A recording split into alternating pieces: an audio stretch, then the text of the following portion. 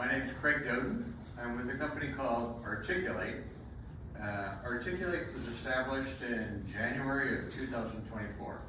So as a standalone company, we've existed since January 2024, but we were a stealth project within Intel.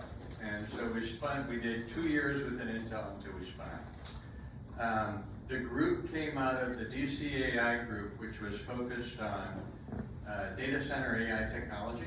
The founders from Articul8 came from a number of different companies, but the largest block of employees came from AWS, where they built data center systems for companies like Anthropic and other entities that you probably heard of. So I'm going to give you a little bit of a story about how we view generative AI and also agentic models for using AI and enterprise environments. So our focus is very much how to make AI usable for enterprise. And after a brief set of slides, then we'll do some live demonstrations showing you exactly how we deploy solutions for our enterprise partners. And we're a GS alumni company, so we're very happy to be here today. And thank the GS team for the opportunity. So this is kind of a slide just we'll use to get started. But our view as a company is that there's no one model, no one agent, no one solution that's ever going to be enough to solve an enterprise problem. So what we do is bring together many, many models in order to solve the customer's problems, many, many agents, whatever is necessary to provide the enterprise with the type of output that they require. So solutions designed to meet specific use case needs. So we don't have general purpose tools. What we have are tools that can be very carefully aligned with an enterprise's workflow requirements and the desired outputs that they're trying to generate. Our primary customers are customers in areas like regulated industries. Our primary customers are customers that are looking for identifying needle in a haystack problems that they use in their overall operational business. One of the key areas that we have as a company is the ability to understand and identify unknown connections in the data. And we use multiple different types of data sets in order to help an enterprise understand and use the data better in their environment. So we believe that any enterprise that is using AI is not using AI as a science project. They're not interested in general level output. They're interested in expert level output. So our solutions are used in things such as semiconductor design.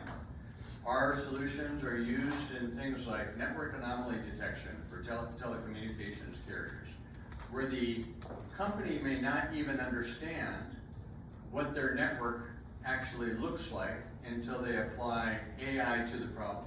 And then we can identify things within the network that you can't identify manually and you can't manually design solutions for. So we offer a full stack solution. Initially, when Articul8 was first set up as a company, we had no UI because our belief was that the customer would bring their own application logic to the problem, and then we would provide the underlying technology that would be accessible through APIs. After a number of tries with Fortune 500 companies, our Fortune 500 companies requested that we also provide a UI. So now we have a sample UI that has a subset of the functionality that is available in the platform, but it's a good way for companies to get started using our technology. And typically what we find is that once a company has started to use a subset of the APIs that are available, then they'll slowly grow out from there. So even some of the large hyperscalers in the United States are using some of our technology for things like cybersecurity threat detection. Also model building for cybersecurity threat detection. We have the ability to support all kinds of different models. We don't just support LLMs. We support things such as topological models, Bayesian models, traditional machine learning models. basically any kind of analytic tool that the customer would want to use in order to resolve a problem. Any query will typically use between 8 and 15 different models orchestrated simultaneously in order to reach out, bring in associated data that will be used to derive an answer for that problem. Our solutions are always stood up within the customer security perimeter. So we can support cloud, hybrid cloud, on-prem, and then full air-gapped deployments for the customer. I won't talk too much about this slide, but the piece in the center where it says model mesh, I'll talk a little bit about how we handle data, but when we do data ingestion, we provide tools to our partners that allow them to immediately start importing data into the system. The data never leaves their environment. We create tokens and metadata that then the system will use to select the appropriate models to resolve whatever problem they are facing. So this is a diagram of kind of a simple overview of how we would break down data ingestion. So about 2 weeks ago, I was in Europe. I was talking with a telecommunications company. We were talking about what it takes for them to get started in an AI project. And they said for them to start, it takes them 20 data scientists, 6 months just to prepare the data. That's just to get started. So if you think of that from a cost perspective, if you've got 20 data scientists working 6 months just to prepare to get you to the starting point, that's a significant cost and a significant time that's involved in just preparing to start an AI project. So the tools we provide allow companies to start ingesting all types of file formats immediately. We don't require any type of data cleanup, any kind of data preparation. We just ingest the files and then start providing insights within seconds or minutes, depending on what the file types are.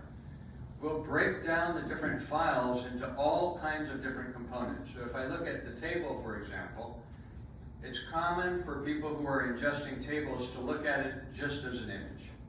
That's a starting point. But then what we use is we'll identify the text in the image, and then we'll use generative AI to start providing autonomously descriptions about that table so that later, when we're applying AI to try to resolve a problem, the AI has already attached metadata in terms of descriptors to the data types that are in the system so they can identify different pieces within that file format. I'll give you an example. So we had a partner from Korea who had given us a number of different image files. In one image file, there was a computer screen. On the computer screen, there was a post-it. On the post-it, there was text written.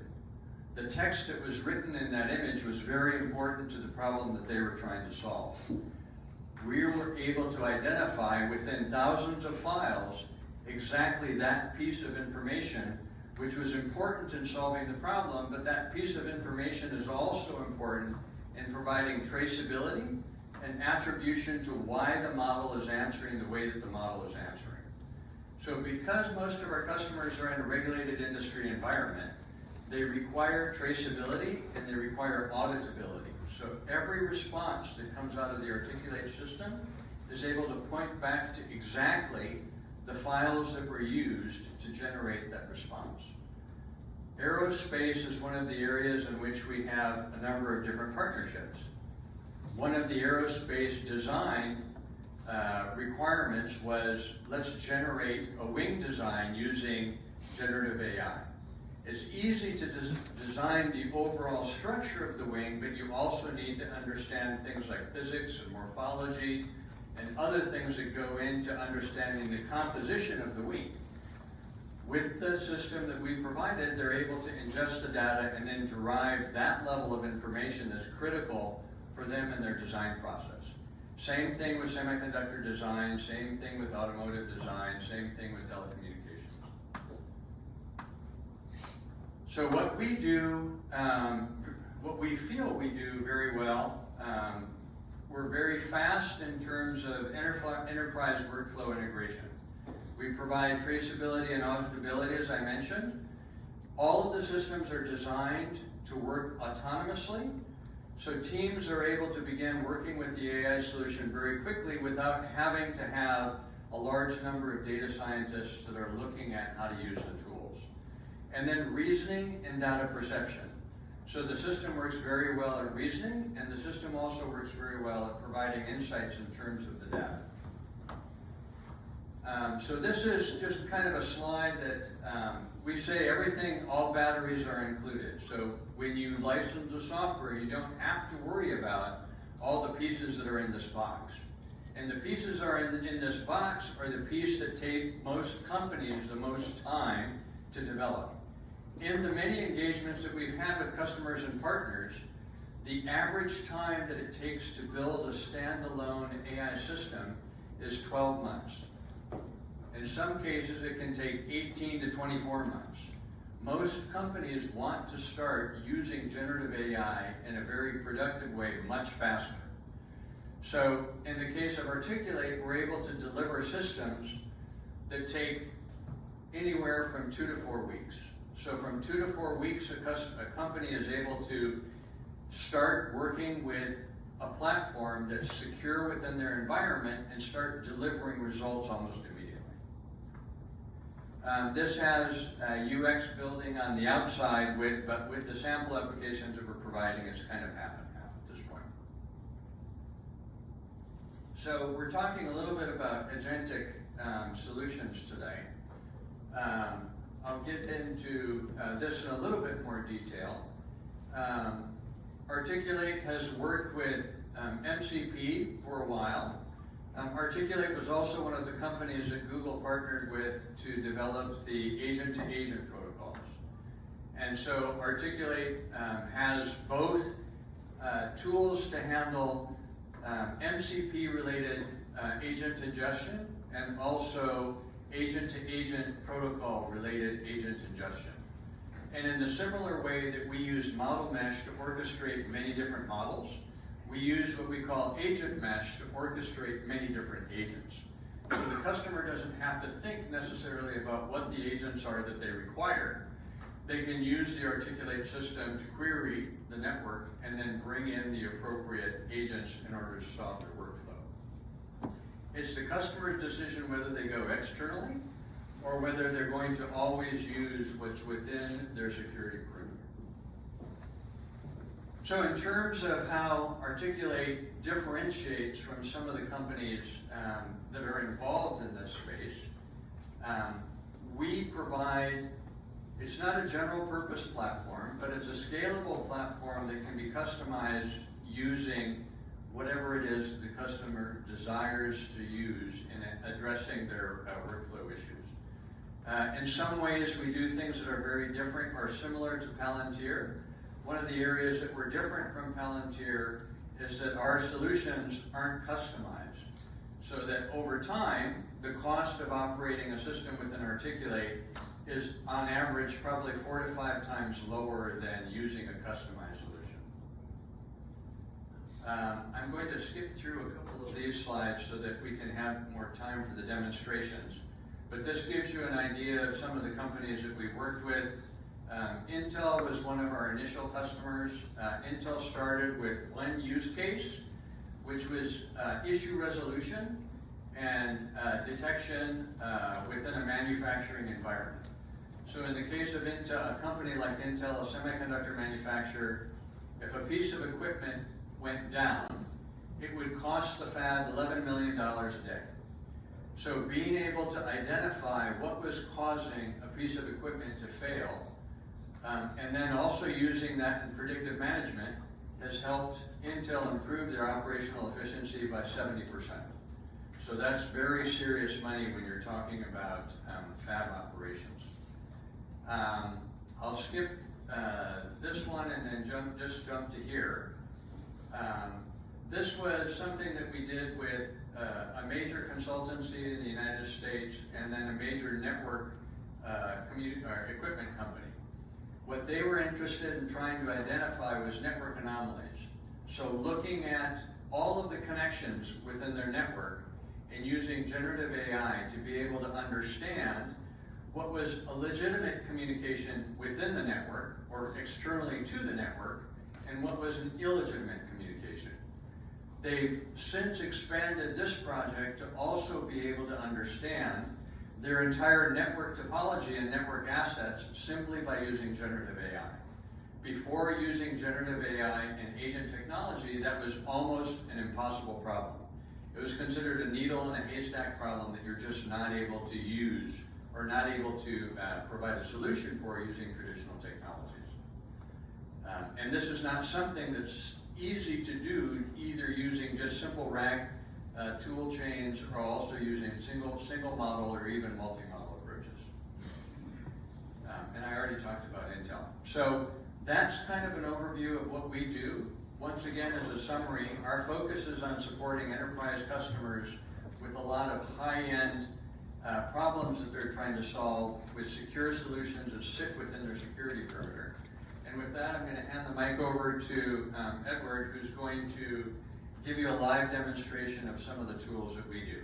Now, one of the things that I haven't mentioned is that as part of our platform, we provide customers and partners with the tools to build their own micro applications. And the micro applications, as we define them, are agents that are specifically targeted to driving certain types of results for that customer. And that's what we're going to show a little bit of here now. Thank you very much.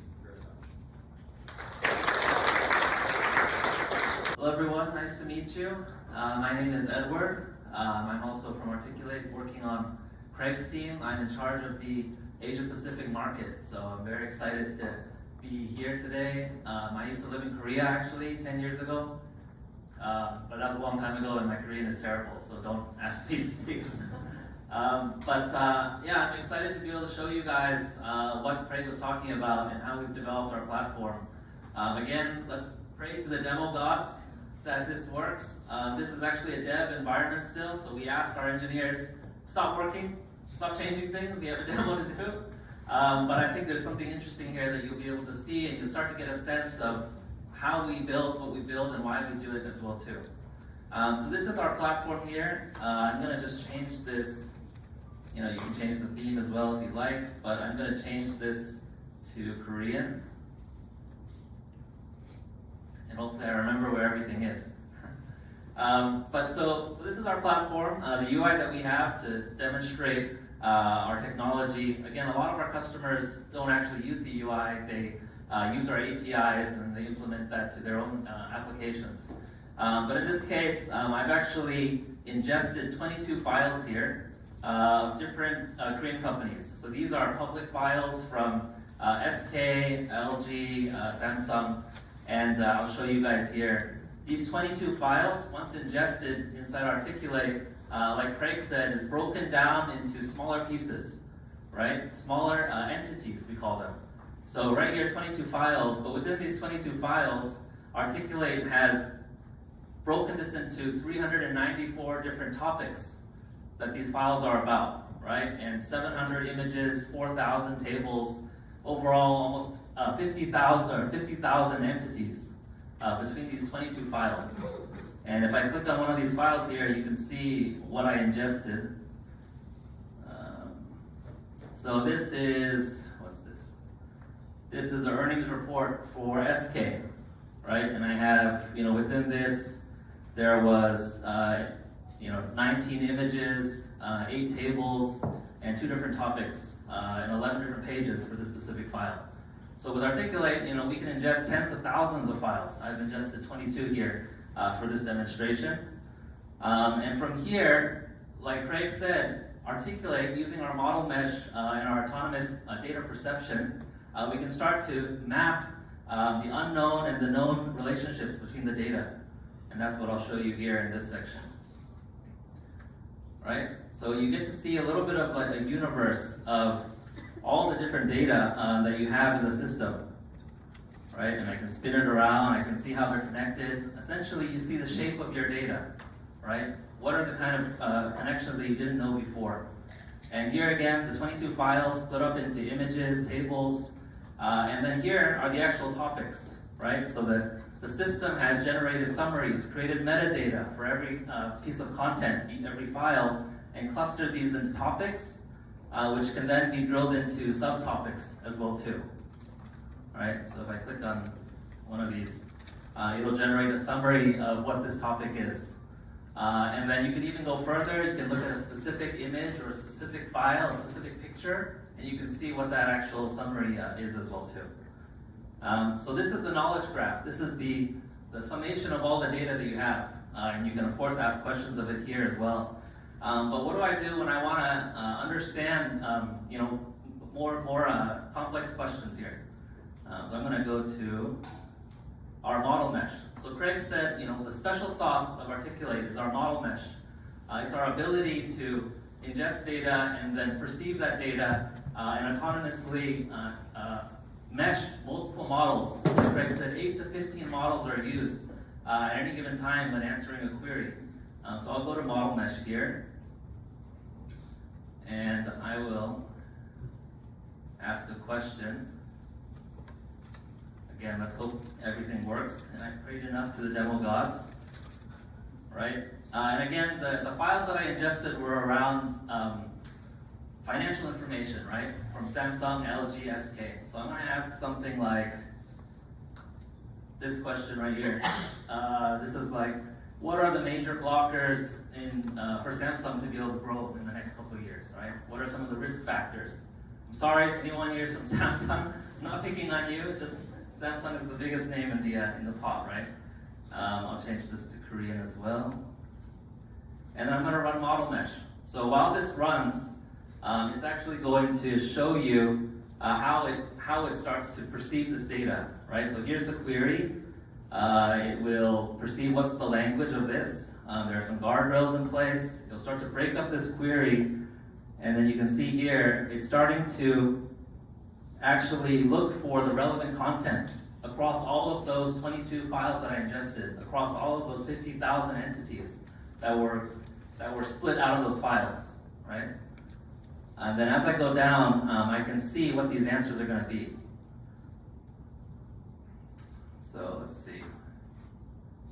Yeah, so there's so it's running right now a quick response. So perhaps not the most accurate yet, but it's already building out a quick response for this specific question that I asked, right? And then the detailed response, which is going to be more accurate, is still running. Once that comes, here we go. So the detailed response. So this is the answer that it believes is the most accurate. It's given this a score of 84% based on the data that we've ingested inside Articul8. So it's a relatively good score. It feels comfortable that this is actually something relevant that we have.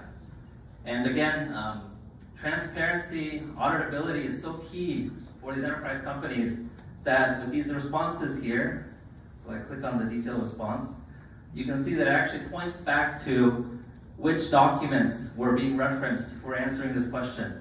So in this case, this document here, Samsung Securities report, is going to be the actual document that is being referenced in this answer.